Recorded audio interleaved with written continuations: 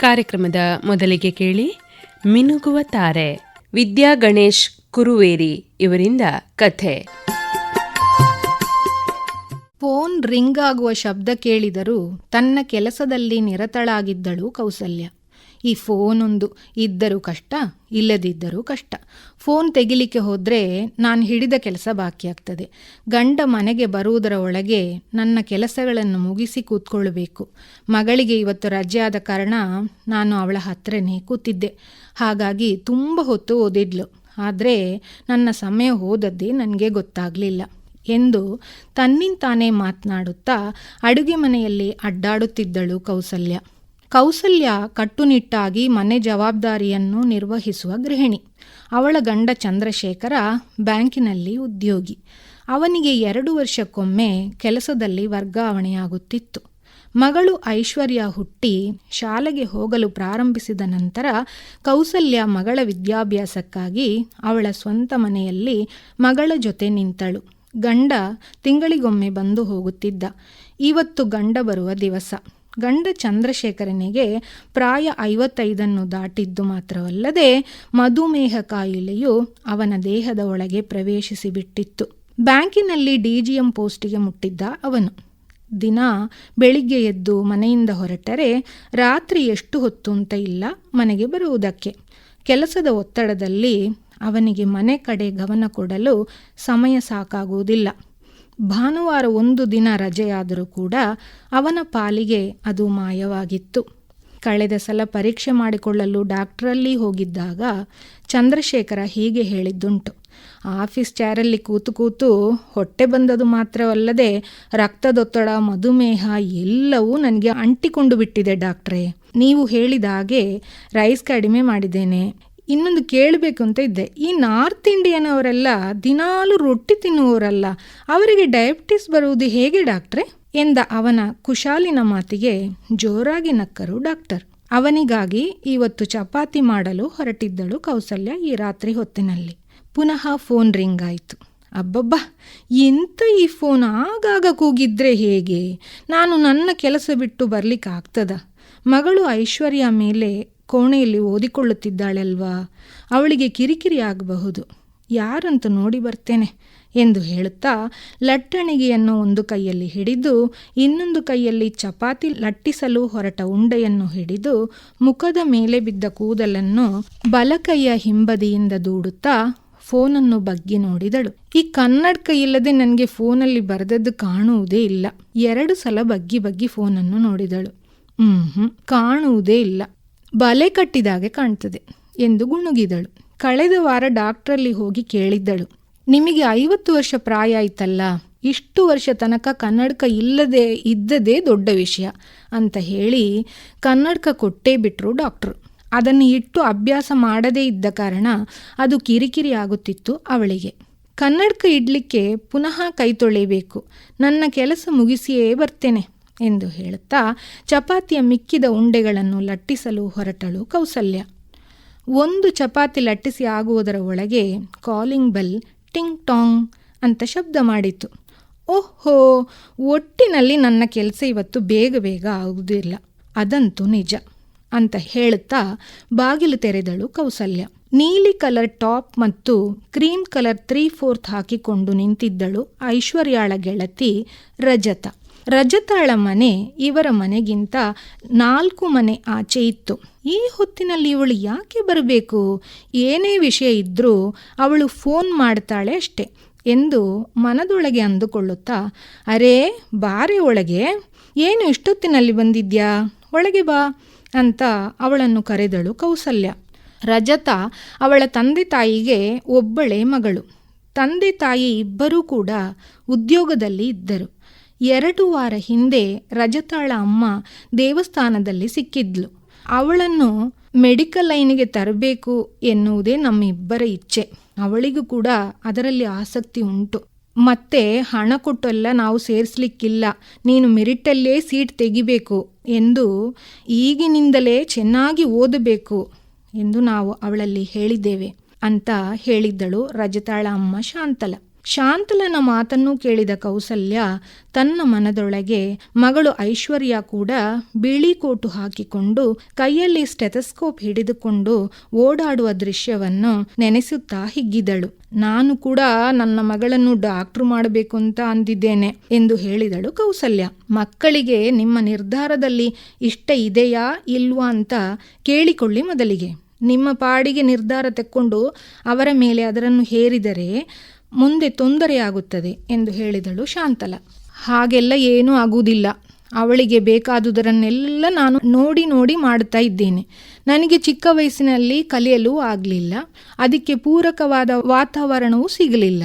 ಆದರೆ ನನ್ನ ಮಗಳನ್ನು ಹಾಗೆ ನಾನು ಬೆಳೆಸಿರಲಿಲ್ಲ. ನನಗೆ ಒಬ್ಬಳೇ ಮಗಳು ಅವಳು.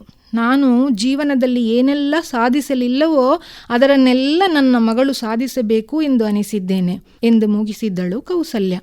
ಆಂಟಿ, ಒಳಗೆ ಬಾಂದು ಬಿಟ್ಟು ಅಡ್ಡ ನಿಂತಿದ್ರೆ ಐಶ್ವರ್ಯ ಎಲ್ಲಿದ್ದಾಳೆ ಈಗ ಕೇಳಿದಳು ರಜತ. ರಜತಾಳ ಮಾತಿಗೆ ತನ್ನನ್ನು ಸುಧಾರಿಸಿಕೊಂಡ ಕೌಸಲ್ಯ, ಯಾಕೆ ಹಾಗೆ ಕೇಳ್ತಿದ್ಯಾ? ಅವಳು ಮೇಲೆ ಅವಳ ಕೋಣೆಯಲ್ಲಿ ಓದಿಕೊಳ್ಳುತ್ತಿದ್ದಾಳೆ.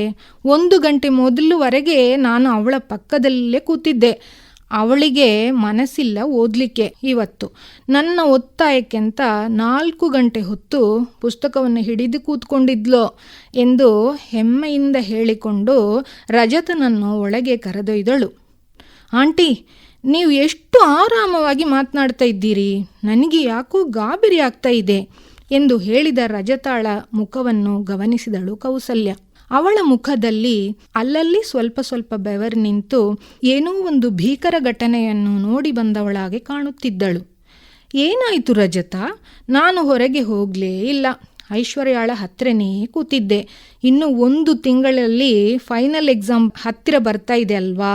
ಐಶ್ವರ್ಯನಿಗಿಂತಲೂ ನನಗೆ ಅದರ ಬಗ್ಗೆ ತಲೆಬಿಸಿ. ನೀನು ಹೊರಗೆ ಏನೋ ನೋಡಿ ಬಂದಿದ್ಯಾ ಅಂತ ಅನಿಸ್ತದೆ. ಅಪ್ಪ ಅಮ್ಮ ಮನೇಲಿ ಇಲ್ಲ ಅಂತ ಇಲ್ಲಿಗೆ ಬಂದಿದ್ಯಾ ಅಂತಲೂ ಗೊತ್ತಾಯಿತು. ಆಂಟಿ, ಹಾಗಲ್ಲ ಎಂದ ರಜತಳಿಗೆ ಮಾತು ಕಟ್ಟಿದಾಗ ಆಗುತ್ತಿತ್ತು. ಅದನ್ನು ನೋಡಿದ ಕೌಸಲ್ಯ, ಪಾಪ ಈ ಹುಡುಗಿ ಏನನ್ನೋ ನೋಡಿ ಹೆದರಿಕೊಂಡಿದ್ದಾಳೆ ಎಂದು ಮನಸ್ಸಿನಲ್ಲಿ ಹೇಳುತ್ತಾ, ರಜತ, ನೀನು ಸ್ವಲ್ಪ ನೀರು ಕುಡಿ ಬಾ ಎಂದು ಅವಳ ಕೈ ಹಿಡಿದು ಅಡುಗೆ ಮನೆಯತ್ತೆ ಕರೆದೊಯ್ದಳು. ಕೌಸಲ್ಯಾಳ ಕೈಯನ್ನು ಪಟಕ್ಕಂತ ಬಿಡಿಸಿದ ರಜತ, ಅಯ್ಯೋ ಬಿಡಿ ಆಂಟಿ, ನಾನು ಐಶ್ವರ್ಯಾಳನ್ನು ನೋಡಬೇಕು ಎಂದಳು ಜೋರಾಗಿ. ಅಷ್ಟೇ ತಾನೇ, ತಡಿ ನಾನು ಕರಿತೇನೆ. ಐಶು, ಐಶು, ಇಲ್ಲಿ ಬಾ, ನಿನ್ನ ಫ್ರೆಂಡ್ ಬಂದಿದ್ದಾಳೆ ಎಂದು ಕೂಗಿ ಕರೆದಳು ಕೌಸಲ್ಯ. ಮಗಳಿನ ಹತ್ತಿರದಿಂದ ಉತ್ತರ ಬರಲೇ ಇಲ್ಲ. ನೋಡು ರಜತ, ಅವಳಿಗೆ ಓದಿಕೊಳ್ಳಲಿಕ್ಕೆ ಅಂತ ಬೇರೆ ಕೋಣೆ ಮಾಡಿಕೊಟ್ಟಿದ್ದೇವೆ. ನಾನು ಚಿಕ್ಕದಿರುವಾಗ ಈ ರೀತಿ ಸೌಲಭ್ಯಗಳು ನನಗೆ ಸಿಗಲಿಲ್ಲ. ನನ್ನ ಮಗಳಿಗೆ ಹಾಗೆ ಆಗಬಾರದು ಅಂತ ಕಳೆದ ತಿಂಗಳು AC ಕೂಡ ಹಾಕಿಸಿಕೊಟ್ಟಾಯಿತು. ಆದರೆ ಈಗ ಏನಾಗಿದೆ ಅಂದರೆ, ಕೆಳಗಿನಿಂದ ಮಾತನಾಡಿದರೆ ಅವಳಿಗೆ ಹರಟೆಯಾಗುತ್ತದೆ ಅಂತ ಬಾಗಿಲು ಹಾಕಿ ಕೂತ್ಕೊಂಡು ಬಿಡ್ತಾಳೆ ಅವಳು. ಅದು ಮಾತ್ರವಲ್ಲದೆ ಈ ಫೋನ್ ಬೇರೆ. ಅದರ ಇಯರ್ಫೋನನ್ನು ಕಿವಿಗೆ ಹಾಕಿ ಕೂತ್ರೆ ಏನು ಹೊರಗಿದ್ದು ಕೇಳ್ತದೆ ಹೇಳು? ನಾನು ಮೇಲೆ ಹೋಗಿ ಬಾಗಿಲು ಬಡಬಡ ಮಾಡಿದರೆ ಮಾತ್ರ ಅವಳು ಬಾಗಿಲು ತೆಗೆಯುವುದು. ನನ್ನ ಫ್ರೆಂಡ್ ಒಬ್ಳು ಹೇಳಿದ್ದು ನೆನಪಾಯಿತು ನನಗೆ ಆಗ. ಅವಳು ಮನೆಯೊಳಗೆ ಇಂಟರ್ಕಾಮ್ ಇಟ್ಟಿದ್ದಾಳಂತೆ. ಎಲ್ಲ ಕಾಲ ಕಷ್ಟ, ಹೇಳಿ ಸುಖ ಇಲ್ಲ. ನೀನೇ ಮೇಲೆ ಹೋಗಿ ನೋಡು, ನಾನು ಹಿಡಿದ ಕೆಲಸ ಇನ್ನೂ ಮುಗಿಲಿಲ್ಲ ಅಂತ ಅಡುಗೆ ಮನೆಯತ್ತೆ ತಿರುಗಿದಳು ಕೌಸಲ್ಯ. ಕೌಸಲ್ಯಾಳ ಮಾತು ಮುಗಿಯುವುದರ ಮೊದಲೇ, ಹೌದು ಆಂಟಿ, ನಾನು ನಿಮಗೆ ಎಷ್ಟು ಸಲ ಫೋನ್ ಮಾಡಿದ್ದೇನೆ, ನೀವು ರಿಸೀವ್ ಮಾಡಲೇ ಇಲ್ಲ ಅಂತ ಹೇಳ್ತಾ ಉಪ್ಪರಿಗೆ ಮೆಟ್ಟಿಲಲ್ಲಿ ದಾವಿದಳು ರಜತ. ಓ, ಆಗ ಬಂದ ಫೋನ್ ಕರೆ ಇವಳದ್ದೇನಾ? ಹಾಗಾದರೆ ಅಷ್ಟು ಸಲ ಫೋನ್ ಮಾಡಿ ಈಗ ಗಾಬರಿಯಿಂದ ಓಡಿಕೊಂಡು ಬಂದಿದ್ದಾಳೆ, ಏನೋ ವಿಷಯ ಇದೆ ಎಂದು ಮನದೊಳಗೆ ಹೇಳಿಕೊಂಡಳು ಕೌಸಲ್ಯ. ರಜತ ಬಾಗಿಲು ಜೋರಾಗಿ ಬಡಿಯುವುದು ಕೇಳಿಸಿತು. ಐಶ್ವರ್ಯ ಬಾಗಿಲು ತೆಗೆಯಲೇ ಇಲ್ಲ ಅಂತ ಗೊತ್ತಾಯಿತು. ನಾನು 4 ಗಂಟೆ ಹೊತ್ತು ಐಶ್ವರ್ಯಾಳನ್ನು ಆಚೆ ಈಚೆ ಹೋಗದಾಗೆ ಕೂತ್ಕೊಳ್ಳಿಸಿದ್ದರಲ್ಲಿ ಅವಳಿಗೆ ಆಯಾಸ ಆಗಿ ನಿದ್ದೆಗೆ ಜಾರಿರಬೇಕು ಎಂದು ಹೇಳಿಕೊಂಡಳು ಕೌಸಲ್ಯ. ಆಂಟಿ, ಒಮ್ಮೆ ಮೇಲೆ ಬೇಗ ಬನ್ನಿ ಕಿರಿಚಿದಳು ರಜತ. ಏನಾಯಿತು ಇವಳಿಗೆ ಅಂತ ಹೇಳ್ತಾ ಉಪ್ಪರಿಗೆ ಹತ್ತಿದಳು ಕೌಸಲ್ಯ. ಇವಳು ಮೇಲೆ ಹತ್ತುದರವನ್ನು ಇವಳು ಮೇಲೆ ಹತ್ತುತ್ತಿರುವುದನ್ನು ನೋಡಿದ ರಜತ, ಆಂಟಿ, ಈ ಬಾಗಿಲನ್ನು ಕೆಳಗೆ ನೋಡಿ, ಒಮ್ಮೆ ರಕ್ತ ಬರ್ತಾ ಇದೆ ಅಂತ 2 ಕೈಯನ್ನು ಗಲ್ಲಕ್ಕೆ ಇಟ್ಟು ದೊಡ್ಡ ಕಣ್ಣು ಮಾಡಿ ಹೇಳಿದಳು. ರಕ್ತ ಬರುತ್ತಿದ್ದರನ್ನು ನೋಡಿದ ಕೌಸಲ್ಯ ಏನೋ ಅವಘಟನೆ ಸಂಭವಿಸಿದೆ ಎಂದು ಊಹಿಸಿದಳು. ತಕ್ಷಣ ಅದರ ಹತ್ತಿರ ಇದ್ದ ಕಿಟಕಿಯನ್ನು ಕಬ್ಬಿಣದ ರಾಡಿನಿಂದ ಗುದ್ದಿ ಪುಡಿ ಪುಡಿ ಮಾಡಿ ಕಿಟಕಿಯೊಳಗೆ ಹಾಕಿ ಬಾಗಿಲ ಚಿಲಕವನ್ನು ತೆಗೆದಳು. ಬಾಗಿಲನ್ನು ತೆರೆದು ಮಗಳತ್ತರಕ್ಕೆ ಓಡಿದಳು. ಅಯ್ಯೋ ಐಶು, ಎಂಥ ಕೆಲಸ ಮಾಡಿಬಿಟ್ಟಿದ್ಯಾ ಮಗಳೇ ನೀನು ಅಂತ ಅವಳನ್ನು 2 ಕೈಯಲ್ಲಿ ಎತ್ತಿ ಹಿಡಿದು ಅಪ್ಪಿಕೊಂಡು ಅಳತೊಡಗಿದಳು ಕೌಸಲ್ಯ. ಐಶ್ವರ್ಯ ಎಡಕೈ ಬೆರಳು ತುದಿಯನ್ನು ಚಾಕುವಿನಿಂದ ಕತ್ತರಿಸಿದ್ದಾಳೆ. ಅದರಿಂದ ರಕ್ತಸ್ರಾವ ಆಗ್ತಾ ಇತ್ತು. ರಕ್ತ ತುಂಬಾ ಹೊರಗೆ ಬಂದು ಅವಳ ಬಟ್ಟೆಯೆಲ್ಲ ಒದ್ದೆಯಾಗಿತ್ತು. ಆತ್ಮಹತ್ಯೆಯ ಪ್ರಯತ್ನ ಎಂದು ಗೊತ್ತಾಯಿತು. ಐಶ್ವರ್ಯಾಳಿಗೆ ಸ್ವಲ್ಪ ಬೋಧವಿತ್ತು. ಅವಳು ಅಮ್ಮನ ಸ್ಪರ್ಶ ಸಿಕ್ಕಿದಾಗ, ಅಮ್ಮ, ನನ್ನನ್ನು ಕಾಪಾಡು, ನಾನು ಬದುಕಬೇಕು, ಏನೋ ಆತುರದಿಂದ ಹೇಳಿ ಮುಗಿಸುವಷ್ಟರಲ್ಲಿ ಮೂರ್ಛೆಯಾದಳು. ಅಷ್ಟರ ಒಳಗೆ ರಜತ ಅವಳ ಅಮ್ಮನಿಗೆ ಫೋನ್ ಮಾಡಿ ಆಂಬ್ಯುಲೆನ್ಸ್ ತರಿಸಿಯೇ ಬಿಟ್ಟಳು. ಐಶ್ವರ್ಯಾಳನ್ನು ತುರ್ತು ಚಿಕಿತ್ಸೆ ವಿಭಾಗದಲ್ಲಿ ಅಡ್ಮಿಟ್ ಮಾಡಿದ್ರು. ಒಳಗೆ ಯಾರನ್ನೂ ಪ್ರವೇಶಿಸುವುದಕ್ಕೆ ಬಿಡುವುದಿಲ್ಲ. ನರ್ಸುಗಳು ಬಿಳಿ ಉಡುಪಿನಲ್ಲಿ ಆಚೆ ಈಚೆ ಅವಸರದಿಂದ ಅಡ್ಡಾಡುವುದು ಕಾಣಿಸುತ್ತಿತ್ತು. ಬಿಳಿ ಕೋಟನ್ನು ಹಾಕಿ ಕೈಯಲ್ಲಿ ಸ್ಟೆಥೋಸ್ಕೋಪ್ ಹಿಡಿದುಕೊಂಡು ಡಾಕ್ಟ್ರು ಓಡಿ ಬರುವುದು ಕಂಡಿತು ಕೌಸಲ್ಯಾಳಿಗೆ. ನನ್ನ ಮಗಳನ್ನು ಕಾಪಾಡಿಕೊಡಿ ಅಂತ ಹೇಳಲು ಕೂತಿದ್ದ ಕುರ್ಚಿಯಿಂದ ಎದ್ದವಳನ್ನು ತಡೆದ ಗಂಡ ಚಂದ್ರಶೇಖರ. ಅವರ ಕೆಲಸವನ್ನು ಮಾಡಲು ಬಿಡು, ದೇವರ ಇಚ್ಛೆ ಏನಾಗುತ್ತದೋ ಹಾಗೇ ಆಗುತ್ತದೆ, ಸಮಾಧಾನ ತೆಕ್ಕೋ, ಒಳ್ಳೆಯದೇ ಆಗ್ತದೆ ಅಂತ ಅನಿಸುವ ಎಂದ ಚಂದ್ರಶೇಖರ ಸಣ್ಣ ಧ್ವನಿಯಲ್ಲಿ. ಅವನು ಹೊರಗೆ ಮಾತ್ರ ತನಗೆ ಸಮಾಧಾನ ಹೇಳುತ್ತಿದ್ದಾನೆ, ಅವನ ಮನಸ್ಸಿನಲ್ಲಿ ತಾಳಲಾರದ ದುಃಖವನ್ನು ತಡೆದು ಹಿಡಿದುಕೊಂಡಿದ್ದಾನೆ ಎಂಬುದನ್ನು ಅರಿತಿದ್ದಳು ಕೌಸಲ್ಯ. ಮದುವೆಯಾದ ದಿವಸಗಳಿಂದಲೇ ಕೌಸಲ್ಯಾಳ ಮಾತಿಗೆ ಯಾವತ್ತೂ ಅಡ್ಡಿ ಹೇಳಿದವನಲ್ಲ ಚಂದ್ರಶೇಖರ. ರೀ, ನಮಗೆ 1 ಮಗು ಸಾಕು, ಅದು ಗಂಡಾಗ್ಲಿ ಹೆಣ್ಣಾಗ್ಲಿ, ಮಗುವನ್ನು ಚೆನ್ನಾಗಿ ಸಾಕಬೇಕು, ತುಂಬ ಚೆನ್ನಾಗಿ ಓದಿಸಿ ಈ ಸಮಾಜದಲ್ಲಿ ಒಂದು ದೊಡ್ಡ ವ್ಯಕ್ತಿಯನ್ನಾಗಿ ಮಾಡಬೇಕು ಎಂಬುದೇ ನನ್ನ ಆಸೆ. ನೀವು ಏನು ಹೇಳ್ತೀರಿ ಕೇಳಿದ್ದಳು ಕೌಸಲ್ಯ. ಅವಳ ಮಾತಿಗೆ ಮೌನವನ್ನೇ ಉತ್ತರವನ್ನಾಗಿ ಕೊಟ್ಟಿದ್ದ ಚಂದ್ರಶೇಖರ. ಯಾಕೆಂದರೆ ಕೌಸಲ್ಯಾಳನ್ನು ಮದುವೆಯಾದ ಸಮಯದಲ್ಲಿ ಅವನು ಒಂದು ಖಾಸಗಿ ಕಾರ್ಖಾನೆಯಲ್ಲಿ ಕೆಲಸ ಮಾಡುತ್ತಿದ್ದ. ಅವನ ಸಂಬಳದಲ್ಲಿ ಹೇಗೋ ಜೀವನ ಸಾಗುತ್ತಿತ್ತು ಅಷ್ಟೆ. ಕೌಸಲ್ಯಾಳ ಮದುವೆಯಾದ ನಂತರ ಅವನು ಬರೆದ ಬ್ಯಾಂಕ್ ಎಕ್ಸಾಮಿನಲ್ಲಿ ಪಾಸಾಗಿ ಕೆಲಸಕ್ಕೆ ಸೇರಿಕೊಂಡ. ಕೌಸಲ್ಯ ತನ್ನ ಬಾಳಿನಲ್ಲಿ ಕಾಲಿಟ್ಟ ನಂತರವೇ ಅವನ ಬಾಳಿನಲ್ಲಿ ಒಳ್ಳೆಯ ತಿರುವು ಬಂದಿದೆ ಎಂಬುದರಲ್ಲಿ ಅವನು ಸ್ಥಿರವಾಗಿದ್ದ. ಹಾಗಾಗಿ ಅವಳ ಯಾವ ಕೆಲಸಗಳಲ್ಲಿಯೂ ತಪ್ಪು ಕಂಡುಹಿಡಿದು ಹೇಳಿದವನಲ್ಲ ಚಂದ್ರಶೇಖರ. ಹಾಗೆ ಮಗಳು ಐಶ್ವರ್ಯಾಳ ಪೂರ್ತಿ ಜವಾಬ್ದಾರಿಯನ್ನು ಕೌಸಲ್ಯಳಿಗೆ ಬಿಟ್ಟಿದ್ದ ಅವನು. ಇವತ್ತು ನಡೆದ ಘಟನೆ ಅವನ ಬಾಳಿನಲ್ಲಿ ಒಂದು ದೊಡ್ಡ ಹೊಡೆತವಾಗಿತ್ತು. ಆದರೂ ಹೊರಗೆ ತೋರಿಸಿಕೊಳ್ಳದೆ ಕೌಸಲ್ಯಾಳಿಗೆ ಸಮಾಧಾನ ಹೇಳುತ್ತಿದ್ದ. ಅಷ್ಟರಲ್ಲಿ ರಜತಾಳ ತಂದೆ ತಾಯಿಯೂ ಅಲ್ಲಿಗೆ ಬಂದರು. ಕೌಸಲ್ಯಾಳ ಪಕ್ಕದಲ್ಲಿ ಕೂತಿದ್ದ ರಜತ ಓಡಿ ಹೋಗಿ ಅಮ್ಮನ ಕೈ ಹಿಡಿದುಕೊಂಡು ಅಳತೊಡಗಿದಳು. ಅಮ್ಮ ಶಾಂತಲ ಮಗಳ ತಲೆ ಸವರಿದಳು. ನಿನ್ನ ಫ್ರೆಂಡಿಗೆ ಏನಾಗುವುದಿಲ್ಲ, ಹುಷಾರೇ ಆಗ್ತಾಳೆ ಆಯ್ತಾ ಎಂದು ಮಗಳಿಗೆ ಧೈರ್ಯ ಹೇಳಿದಳು. ಶಾಂತಲ ಕೌಸಲ್ಯಾಳ ಹತ್ತಿರಕ್ಕೆ ಬಂದಳು. ನೋಡು ಕೌಸಲ್ಯ, ಐಶ್ವರ್ಯ ರಜತಾಳಿಗೆ ಮೆಸೇಜ್ ಮಾಡಿದ್ದರನ್ನು ತೋರಿಸಿದಳು. ಮೆಸೇಜನ್ನು ಓಪನ್ ಮಾಡಿ ಓದಲು ಶುರು ಮಾಡಿದಳು ಕೌಸಲ್ಯ.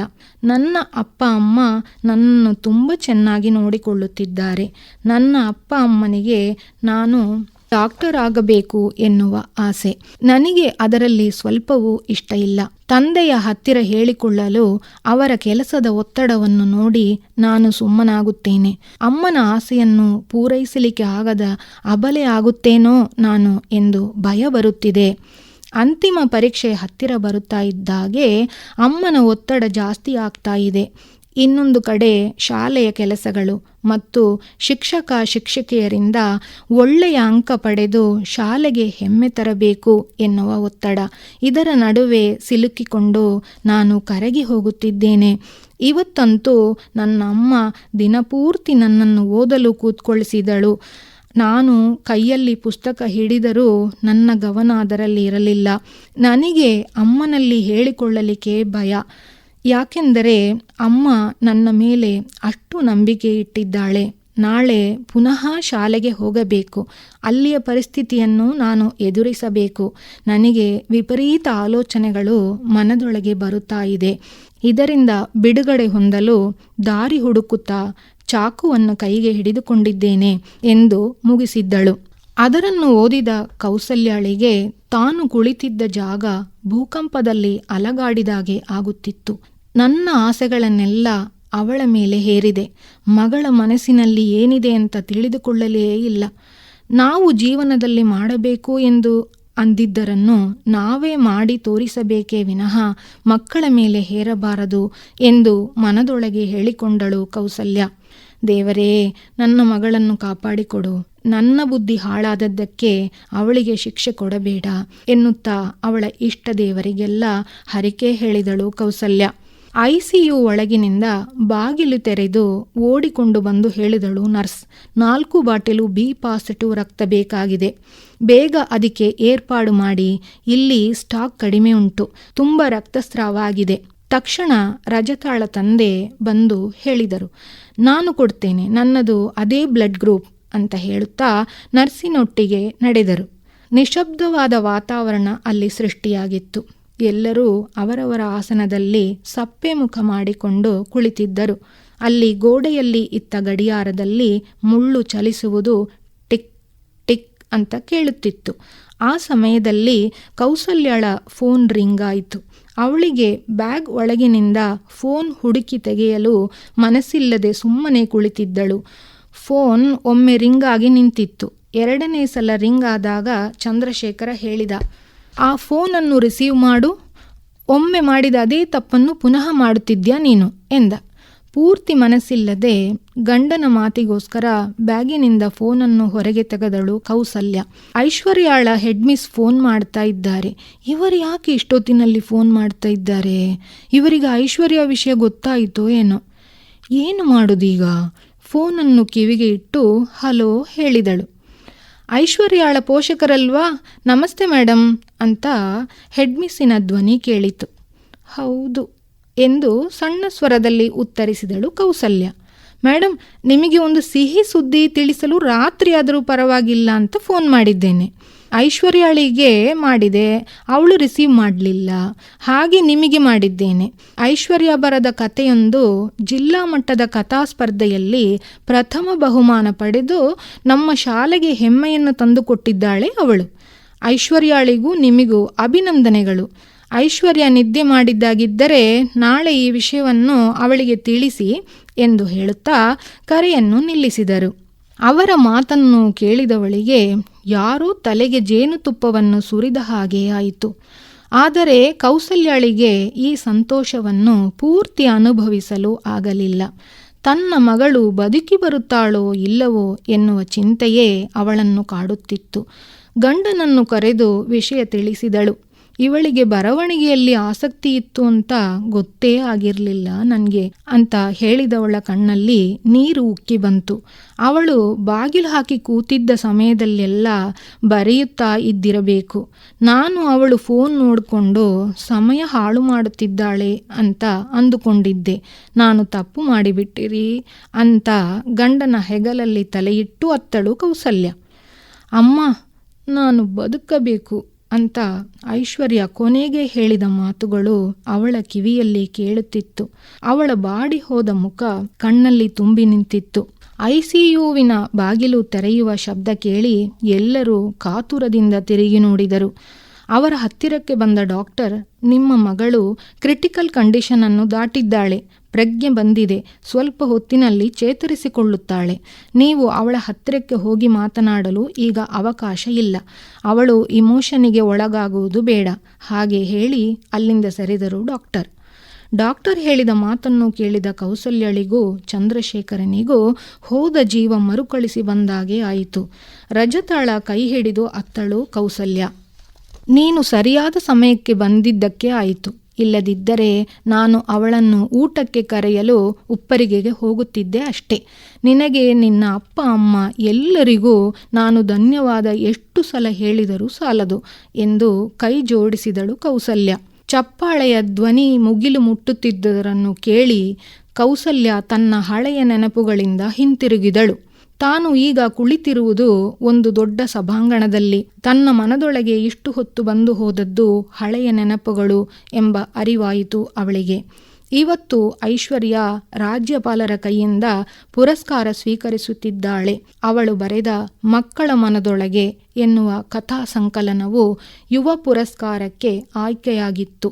6 ವರ್ಷಗಳು ಹೇಗೆ ಉರುಳಿ ಹೋಯಿತೆಂಬುದೇ ಗೊತ್ತಾಗುವುದಿಲ್ಲ ಅಲ್ವೇರೇ ಎಂದು ಹತ್ತಿರ ಕುಳಿತಿದ್ದ ಗಂಡನ ಹತ್ತಿರ ಸಣ್ಣ ಸ್ವರದಲ್ಲಿ ಹೇಳಿದಳು ಕೌಸಲ್ಯ. ಅವನ ಮುಖವನ್ನು ಗಮನಿಸಿದಳು. ತುಂಬಾ ಹೆಮ್ಮೆಯಿಂದ ಕುಳಿತಿದ್ದ. ಅವಳ ಮಾತಿಗೆ ತಿರುಗಿದವ, ನೋಡು, ಈಗ ಐಶ್ವರ್ಯ ಪ್ರಶಸ್ತಿ ತಗೊಳ್ಳುವಾಗ ನಮ್ಮನ್ನು ವೇದಿಕೆಗೆ ಬರಲಿಕ್ಕೆ ಹೇಳಿದ್ದಾರೆ, ತಯಾರಾಗಿ ಕುಳಿತುಕೋ ಎಂದು ಹೇಳುತ್ತಾ ತನ್ನ ಶರ್ಟ್ ಪ್ಯಾಂಟನ್ನೆಲ್ಲ ಒಮ್ಮೆ ಸರಿ ಮಾಡಿಕೊಂಡ ಚಂದ್ರಶೇಖರ. ರಾಜ್ಯಪಾಲರು ಭಾಷಣ ಶುರು ಮಾಡಿದರು. ಕತ್ತಿಯ ಅಲಗಿಗಿಂತ ಲೇಖನಿಯ ಹರಿತ ಅಧಿಕ ಎಂಬ ಮಾತು ಇದೆ. ಲೇಖನಿಯಲ್ಲಿ ಬರೆಯುವ ಅಕ್ಷರಗಳು ಮನಗಳನ್ನು ತಟ್ಟುತ್ತದೆ, ಕಾಲ ಕಾಲಕ್ಕೂ ನೆಲೆಸುತ್ತದೆ. ಕಥೆ ಕವನಗಳು ಬರೆಯುವ ಸಾಮರ್ಥ್ಯ ಎಲ್ಲರಿಗೂ ಲಭಿಸುವುದಿಲ್ಲ. ಅದು ಒಂದು ವರ. ಅದರಲ್ಲೂ ತಾನು ಹೇಳಲು ಬಯಸುವ ವಿಷಯಗಳನ್ನು ತನ್ನ ಅಕ್ಷರಗಳಿಂದ ಜನಮನಗಳಲ್ಲಿ ಹಾರಾಡುವಾಗೆ ಬರೆಯುವುದು ಒಂದು ಕಲೆ. ಈ ಸಮಾಜದ ಯುವ ಪೀಳಿಗೆಗಳ ಒಳಿತಿಗಾಗಿ ಒಳ್ಳೆಯ ಸಂದೇಶಗಳನ್ನು ಒಡಗೂಡಿ ಮೂಡಿಬಂದಿರುವ ಈ ಕಥಾ ಸಂಕಲನವನ್ನು ಬರೆದ ಐಶ್ವರ್ಯಾಳನ್ನು ನಾನು ಅಭಿನಂದಿಸುತ್ತಿದ್ದೇನೆ.